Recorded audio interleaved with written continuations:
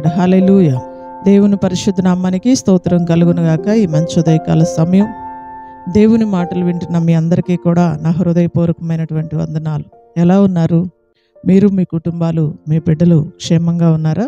దేవుని మహాకృప మీకు, మీ కుటుంబాలకి తోడై ఉండును గాక. ఆమేన్.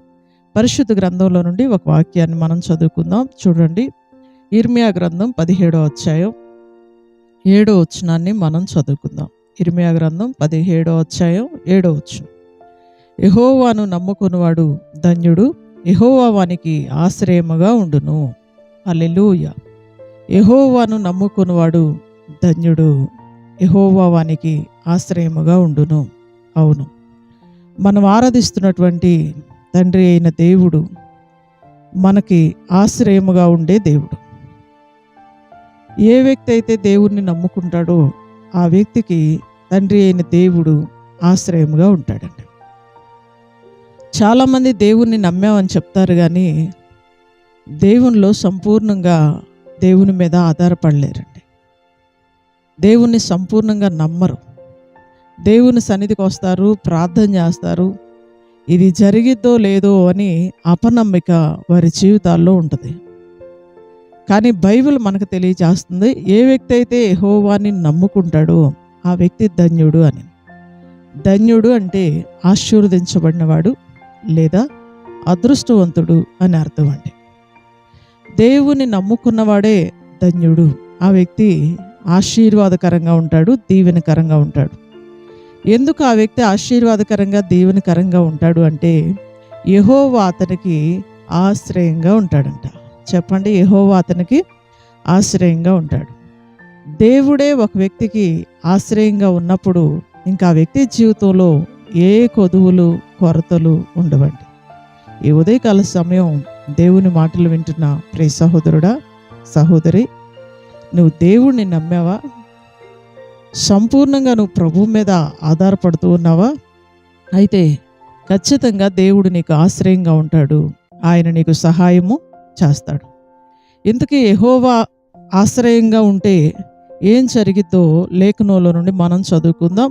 అదే అధ్యాయం 8వ వచనాన్ని కంటిన్యూషన్గా మనం చదువుకుందాం. చూడండి, వాడు జలముల యొద్ద నాటబడిన చెట్టు వలె ఉండును, అది కాలువల యోరను దాని వేళ్ళు తన్నును, వెట్ట కలిగినను దానికి భయపడదు, దాని ఆకు పచ్చగా ఉండును, వర్షము లేని సంవత్సరమున చింతనందదు, కాపు మానదు. చూడండి, ఒక వ్యక్తికి యెహోవా ఆశ్రయంగా ఉన్నప్పుడండి ఆ వ్యక్తి ఎలా ఉంటాడంటే జలముల యొద్ద నాటబడిన చెట్టులాగా ఉంటాడు.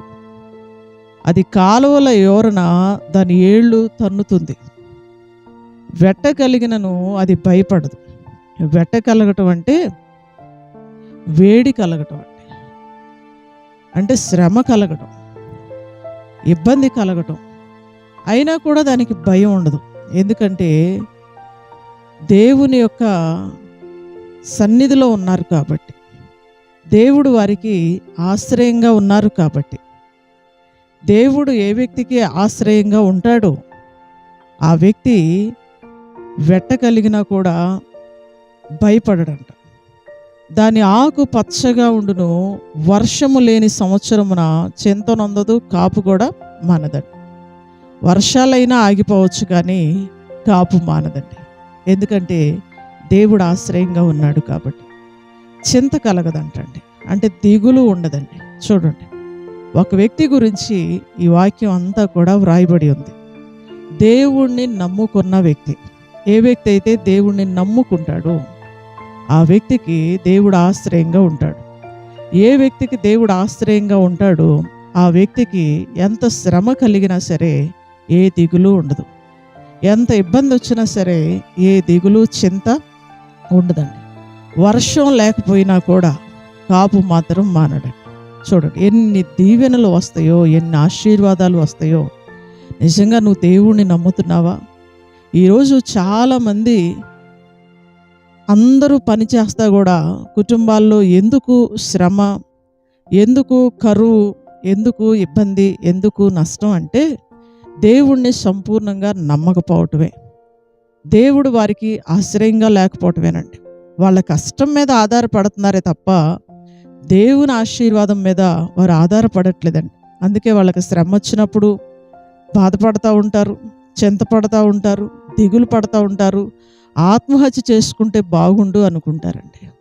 నువ్వు దేవుణ్ణి గనక సంపూర్ణంగా నమ్మితే కష్టకాలంలో కూడా నువ్వు చింతపడాల్సిన అవసరం లేదు. శ్రమ కాలంలో కూడా దేవుడు నిన్ను పోషిస్తాడు, దేవుడు నీకు సహాయం చేస్తాడు. దేవుడిని నమ్మిన వ్యక్తులకి ఆయన ఆశ్రయంగా ఉంటాడు. ఈ ఉదయకాల సమయం దేవుని మాటలు వింటున్న ప్రియ సహోదరుడా, సహోదరి, నువ్వు దేవుడిని నమ్మావా? ఖచ్చితంగా దేవుడు నీకు ఆశ్రయంగా ఉంటాడు. ఎంత కష్టం వచ్చినా సరే, ఎంత శ్రమ వచ్చినా సరే దేవుడు నీ చేయి విడిచిపెట్టడు. వర్షం లేని కాలంలో కూడా నీ కష్టార్జితాన్ని దీవించేటట్టు దేవుడు ఆశీర్వదిస్తాడు. ఎందుకంటే ఆయనే నీకు ఆశ్రయంగా ఉన్నాడు కాబట్టి. God bless you. ప్రార్థన చేసుకుందాం. సకల ఆశీర్వాదములకు కారణభూతుడు అయిన మా తండ్రి, నీ ఘనమైన శ్రేష్టమైన నామానికి వందనాలు, స్తోత్రాలు, స్తుతులు చెల్లిస్తూ ఉన్నాం. ఈ మంచి ఉదయకాల సమయం అమూల్యమైన వాగ్దానాన్ని మాకు తెలియచేసినందుకు వందనాలు. యెహోవాను నమ్ముకున్నవాడు ధన్యుడని, యెహోవా అతనికి ఆశ్రయంగా ఉంటాడని లేఖనం మాకు తెలియచేసింది ప్రభువా. ఎందుకంటే ఆ వ్యక్తి ప్రభువా నీ సన్నిధిలో ఉన్నాడు కాబట్టి కష్టం వచ్చినా, శ్రమ వచ్చినా, ఇబ్బంది వచ్చినా కూడా ఏ శ్రమలో కూడా ప్రభువా నువ్వు చేయి విడవకుండా కాపాడే దేవుడువని, వర్షం లేని కాలంలో కూడా నువ్వు కాపునిచ్చి దీవించే దేవుడువని, ఆ వ్యక్తి చింతపడడని లేఖనంలో నుండి మాకు తెలియచేసినందుకు వందనాలు. ఈ వాక్యపు ఆశీర్వాదాలు ఈ ఉదయకాల సమయం వాక్యం వింటున్న ప్రతి బిడ్డకి, వారి కుటుంబాలకి మీరు దయచేయమని, ఉదయకాల సమయం స్కూళ్ళకి కాలేజీలకు వెళ్తున్న బిడ్డలందరినీ కాపాడండి, క్షేమాన్ని దయచేయండి. ఉద్యోగాలకి డ్యూటీలకు వెళ్తున్న బిడ్డలందరినీ కాపాడండి. మంచి వ్యాపారాలు చేస్తున్న వాళ్ళందరినీ మీరు ఆశీర్వదించండి. వ్యవసాయం చేస్తున్న వారిని మీరు దీవించండి. పాడి పశువులు కలిగిన వారిని మీరు ఆశీర్వదించండి. ఉదయకాలపు దీవెనలు, ఆశీర్వాదాలు మెండుగా నిండుగా ప్రతి బిడ్డకి కూడా మీరు అనుగ్రహించమని వేడుకుంటూ, ప్రతి బిడ్డ నిన్ను నమ్ముకొని సంపూర్ణంగా నీ మీద ఆధారపడే మనస్సును మీరు దయచేయమని నజరేయుడును శక్తి కలిగిన యేసు నామములో ఈ ప్రార్థన అడిగి వేడుకొంచున్నాము తండ్రి. ఆమేన్, ఆమేన్, హల్లెలూయా. God bless you. దేవుడు మిమ్మల్ని దీవించునుగాక. అందరికి వందనాలు. సెలవు తీసుకుందాం. తిరిగి రేపు ఉదయకాల సమయం ఇదే సమయానికి మరలా మనం కలుసుకుందాం. దేవుని మహాకృప మీకు తోడై ఉండును గాక. ఆమేన్.